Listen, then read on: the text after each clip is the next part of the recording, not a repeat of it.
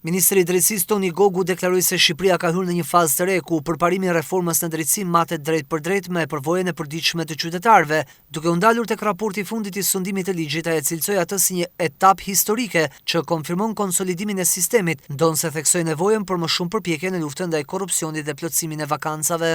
Duhet ta pranoj çdo skeptik i sistemit të drejtësisë shqiptare dhe i reformës që Shqipëria po konsolidon reformën në drejtësi. Ky është pohimi kryesor i atij raporti.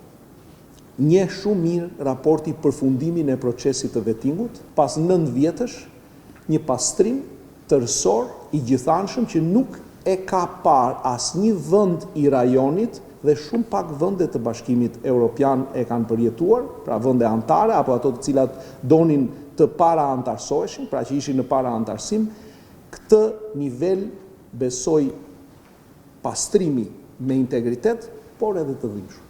Momenti i dytë i raportit është ajo çfarë gjykata e lartë ka bërë, që unë besoj që është i lajm i mirë, e kemi raportuar në konferencën e mëparshme, por raporti e përsërit dhe thotë që 60% e uljes së backlogut nga gjykata e lartë besoj që janë një reduktim serioz dhe një shenjë e mirë për sistemin që të gjitha gjykatat e tjera mund ta bëjmë. Mund ta bëjmë në apel, mund ta bëjmë në shkallë të parë dhe i kemi të gjitha mundësitë dhe burimet që besoj në ditët në vijim dhe në muajt në vijim të na ndodhi kjo gjë. Pra ky model duhet përsëritur në çdo shkallë.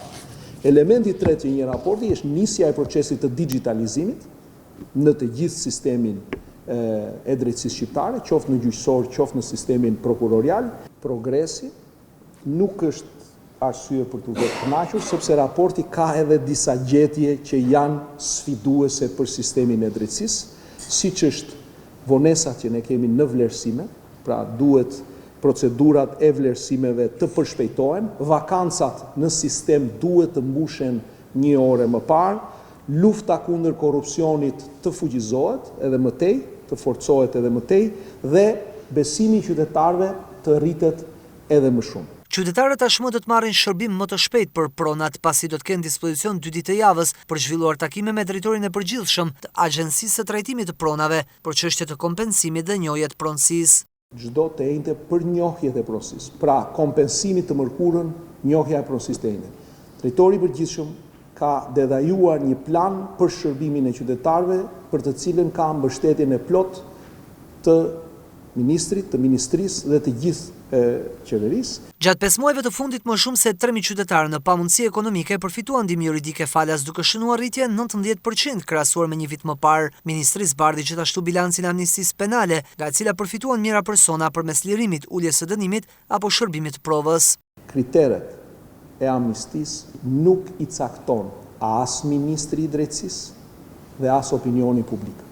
Kriteret e amnistisë i vendos Kuvendi i Republikës, i cili i ka miratuar ato dhe ne kemi zbatuar duke bërë përjashtime, krimi i organizuar, korrupsioni, vrasjet në rrethana cilësuese, terrorizmi, dhe ndërkohë ka dalluar, e tham dhe kur e paraqitëm amnistin, se cilët janë ata persona për të cilët dënimi e ka kryer qëllimin e vet dhe pjesa e mbetur ata mundet që të rehabilitohen duke u kthyer në shoqëri.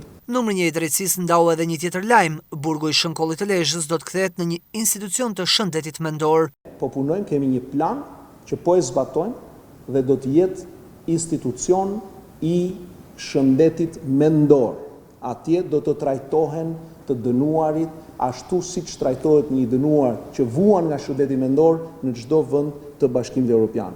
Do të marrë disa vjet, por ne do t'ju informojmë dhe do t'ju raportojmë. Ky është një projekt që ne e bëjmë në bashkëpunim me Ministrinë e Shëndetësisë. Në kuadër të integrimit evropian, dhjetori është synimi për të përmbyllur punën me kapitujt që në dhjetor të 2027-s të përmbyllen piketat.